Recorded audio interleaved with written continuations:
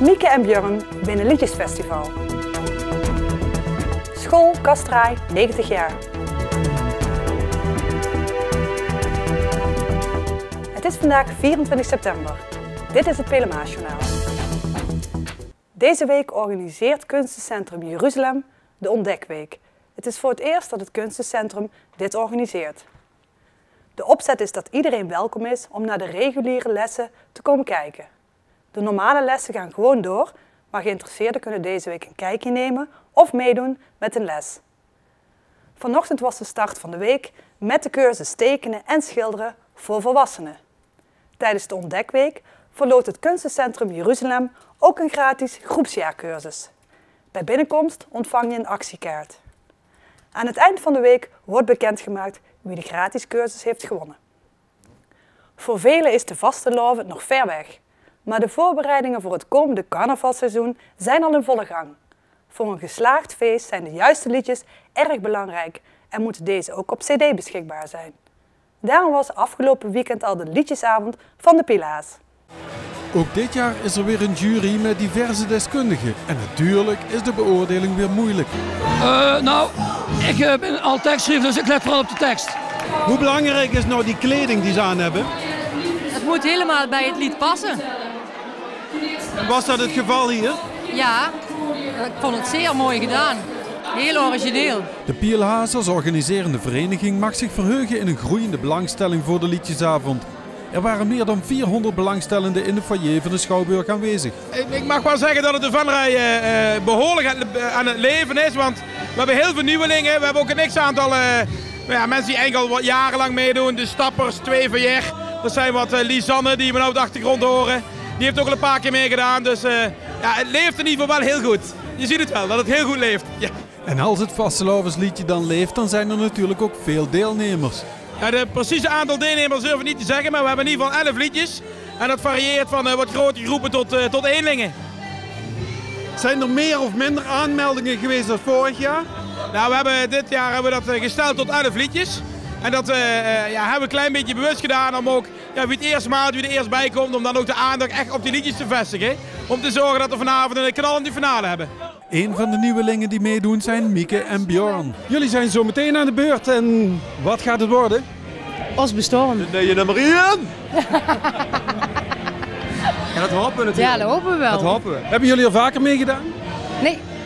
Dus dit is voor de eerste keer? Eerste keer. Zenuwachtig? Nee. Wij gaan gewoon proberen iedereen weer kippenvel te bezorgen en meer kunnen we niet doen. Dan is de hoop dat ze allemaal op ons stemmen.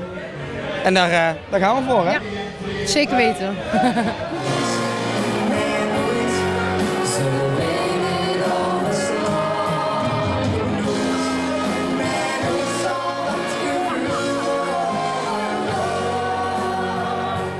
En heb je een bepaalde favoriet vanavond?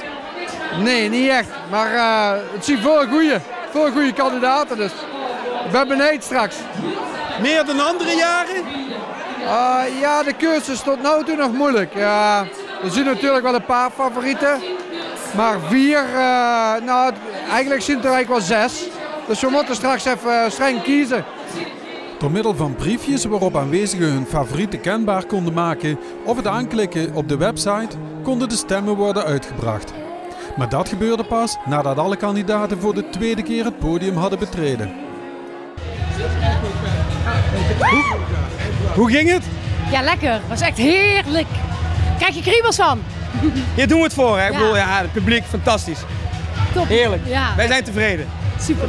Dankjewel. En dat tevreden gevoel na de eerste keer meedoen bleek heel terecht, want ze werden winnaar.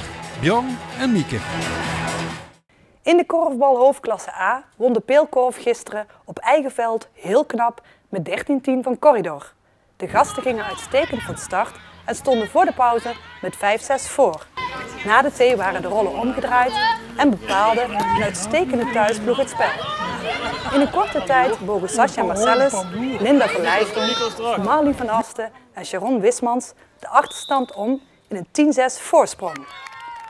Corridor toonde nog wel veerskracht en kwam terug tot 10-8. Op de eindspurt van de Peelkorf hadden de gasten vervolgens geen antwoord meer. Ingesmet op het duel was het uitvallen van Linda van Leijsdonk en Pia Bartraai. Door deze zege blijft de Peelkorf koploper in de hoofdklasse. De basisschool in Kasteraai bestaat 90 jaar. Op 1 april 1922 werd de school officieel geopend. Afgelopen weekend werd dit uitgebreid gevierd. Zaterdag was een grote reunie met oud-leerlingen in de basisschool. Er werd een beeld van een lezend schoolkind in kleding van 1922 onthuld. Dit beeld is gemaakt door de kunstenaar Martin Ooyenk. Het 90-jarig jubileum wordt extra feestelijk gevierd omdat het door de leerlingenkrimp nog onzeker is of de school het 100-jarig bestaan zal meemaken. Het bestaansrecht hangt ook af van de convenant Kleine Scholen. Elk jaar wordt de school op 5 thema's gemonitord, heet dat. Dan hebben we het over de schoolgrootte. De school moet groter zijn dan 50 leerlingen. De kwaliteit van het onderwijs. Of het allemaal financieel nog behapbaar is. Even kijken, ook het aantal kinderen van een bepaalde leeftijd in de groep is van belang. En daarnaast vragen we ook een stukje bijdrage van de gemeenschap van de ouders. Op die 5 punten wordt het school jaarlijks gemonitord. Het afgelopen jaar was die heel positief. Op alle 5 punten was dat een positief monitor.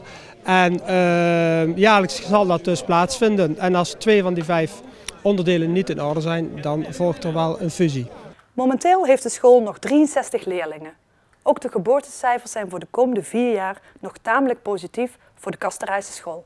Ja, en dan kom je, als je dat uitrekent, dan blijven zo de komende 4 jaar in ieder geval rond de 60 leerlingen zitten. Misschien iets eronder, iets erboven. Dus ruim boven de 50. En verder dan de 4 jaar kunnen we natuurlijk niet vooruit kijken. Dus dat is voor ons ook een vraag. Dan nog het weer. Morgen is het overdag half tot zwaar bewolkt met veel wolkenvelden, stapelwolken en opklaringen. Er kunnen enkele buien vallen. Deze worden afgewisseld door lange droge perioden. Het wordt 's middags ongeveer 18 graden. Woensdag wordt het ook rond de 18 graden. Tot zover dit Pelemaasjournaal. Tips kunt u mailen naar de redactie. Deze uitzending wordt herhaald tot en met dinsdag 12 uur 's middags. De eerstvolgende nieuwe uitzending is 's avonds om 7 uur. Fijne avond.